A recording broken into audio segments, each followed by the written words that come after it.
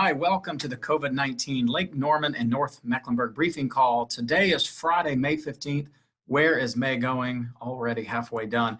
My name is John Bradford. I am your briefing call moderator. We are finishing our 8th week of bringing you these COVID briefing calls for North Mecklenburg every Monday, Wednesday, Friday. On Fridays, I give all my panelists a break, but it's still important to continue to bring you information. I'm a small business owner. I have two companies right here in North Mecklenburg. I have about 40 employees between the two companies, and I'm also a former member of the North Carolina House of Representatives. The purpose of these calls is to bring together healthcare experts, government officials, and business leaders to provide regular COVID updates to help educate and support the North Meck region during the outbreak.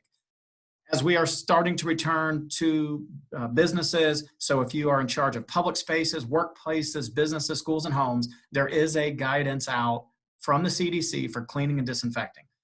The bottom line here is we're hearing a lot about employer liability, and what if you come back to work and someone gets sick? Are you liable? The greatest way to do your best as an employer, or maybe someone in charge of one of these other types of businesses or locations, is to develop a plan, implement your plan, and then maintain and revise it. This is a one-page document that's really great to use. Here's an example. One of my companies, we created a diagram where we spread everyone out. We closed some of our offices and cubicles, and then we distanced everyone else out. So we've made a plan, and this is something we share with our entire team. So, we're trying to do our best here. We have a hand sanitizer available all throughout the office. So we're making a plan, we're following our plan, and that's really the most anyone could expect anyone to do. In the US, we're at 1.3 million cases, almost 1.4 million cases, 83,000 deaths. That's up 1,700 deaths from yesterday, and we've had about 20,000 new cases since yesterday. North Carolina has somewhere, we're in kind of the middle. You can see the heat map here. We're a little more than South Carolina, but of course, South Carolina has a third of our population, so that's not surprising. We are not one of the hot spots like you see down in Florida or Texas or California, New York, New Jersey, the New England area. There's a great place to go for rumor control. Lots of rumors out there. FEMA has a rumor control website. There are no new rumors to share with you, but there are lots of rumors that they've answered already. So check out this website, go to FEMA.gov, and then you can probably find your way over to the rumor control. Just the bottom line is if someone's calling you, telling you they have your stimulus money or a stabilization check, don't fall for that. Do not give your personal information out. Do not be scammed. The United States Department of Treasury and the U.S. Small Business Administration, a couple updates on the Economic Injury Disaster Loan and the Payroll Protection Program, PPP. There's $100 billion still available to small businesses and nonprofits. So if you know of any nonprofits, they are eligible, folks. I've heard that question a lot. So nonprofits can apply for these loans, and some of them are grants. So it just depends on, like the payroll, for example, the PPP, there's a grant component to it. And because it's a grant, you won't have to pay any taxes on it, and it'll be forgiven. So if you feel like you need to take advantage of these programs, go ahead and apply. Now, for anyone that has taken a PPP loan over $2 million, there is a period here, an amnesty period, for you to review and reconsider if you really needed to take the money. There are some rules out there about your access to capital and liquidity.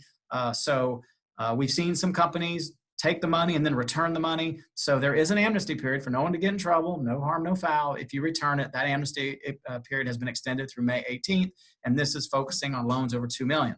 Any company receiving less than $2 million in the PPP loan will be deemed to have met the necessary test, or necessity test as they call it, and is considered a safe harbor. And if the SBA ever determined that a company did not meet the necessity test, then civil penalties are no longer going to apply, and the SBA will just instead demand repayment. So those are some new updates here. We're still under a state of emergency here in North Carolina. These numbers are hot off the press. 641 deaths, 492 currently hospitalized. Comparing that to our Wednesday call, we had 597 deaths, so our death count has gone up a little bit, and our hospitalization number has come down. We were 521 hospitalized, now we're at 492, so that number has come down. That number's been just kind of hovering, so very clearly it's trending in the right direction, and the number of counties is still holding at 99 out of 100. So there's one county that does not have a reported case yet, but 99 out of 100 have been impacted. These two graphs, positive tests as a percent of total tests, watch the dotted blue line. Clearly it's trending down. That's exactly what we want to see. current COVID-19 hospitalizations, you can also see that dotted blue line. It also is moving in the downward direction. This is exactly what we need to see. We are currently under phase 1 and still under a stay-at-home executive order. This phase 1 is tentatively to expire 5 p.m. next Friday, May 22nd. And that's when we're going to move into phase 2. I would encourage you to reach out to the governor's office and encourage him to please, let's keep moving into phase 2, because phase 2 is when we're really going to see some relief. Just know that phase 1 is very similar to what we've been operating under, although a lot more businesses can open, but restaurants, salons, and a couple of other types of businesses are still remain closed in terms of inside service. So restaurant, dining rooms, patios still remain closed, but you can take out, drive-through, etc. But salons and massage therapists and things like that, they still remain closed, as well as movie theaters, etc., like entertainment venues. So phase 1 is still here, but hopefully we'll get to phase 2. Phase 2 is really where I think we need to get to sooner than later. This is when the stay-at-home executive order will be lifted, and of course there'll be strong encouragement for the vulnerable populations to still stay at home. There's no doubt seniors who have other pre-existing conditions are vulnerable, so they should stay at home. But this will allow the limited opening of restaurants, bars, and other businesses that can follow strict safety protocols with reduced capacities.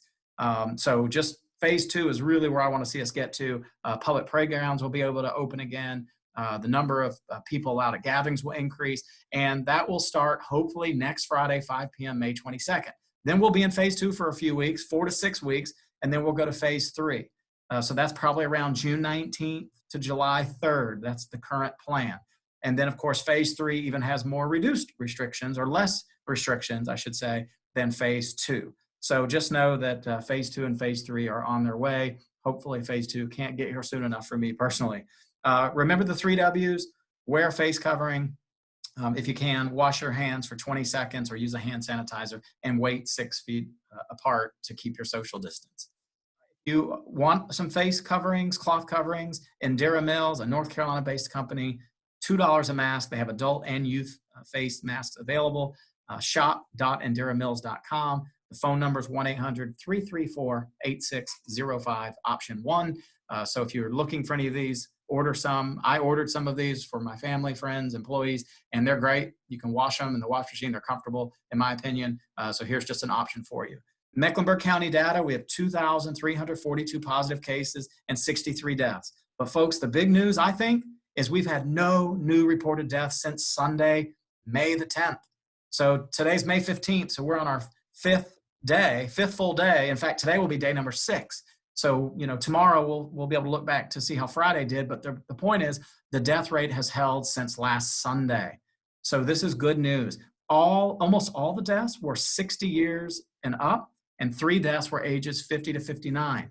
And all deaths occurred among adults with underlying chronic illnesses. So our most susceptible and vulnerable are senior adults who have underlying illnesses.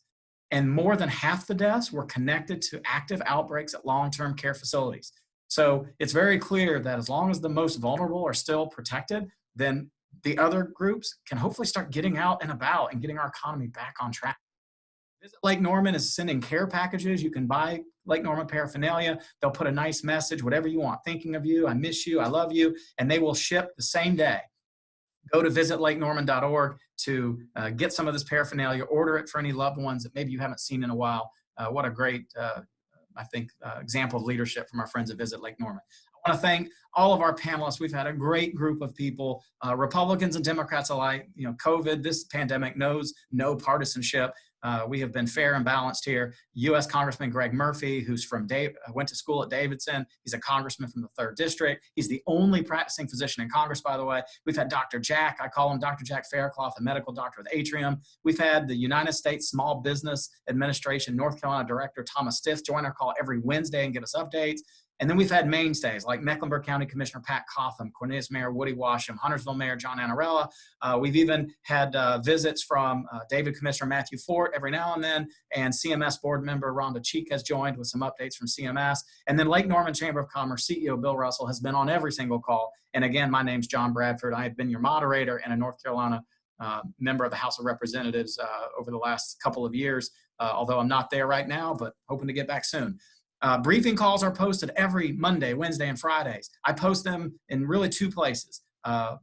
Facebook, Elect Bradford. You can go find me at Elect Bradford. I post them right there, and then I share from that site. So go to Elect Bradford, follow me. You'll be able to get these briefings when I post them. And then I also tweet them out. And then Joe Bruno with WSIC always retweets them. So if you follow Joe Bruno, you'll see it. And my Twitter handle is John Ray Bradford. 3 words, John Ray Bradford.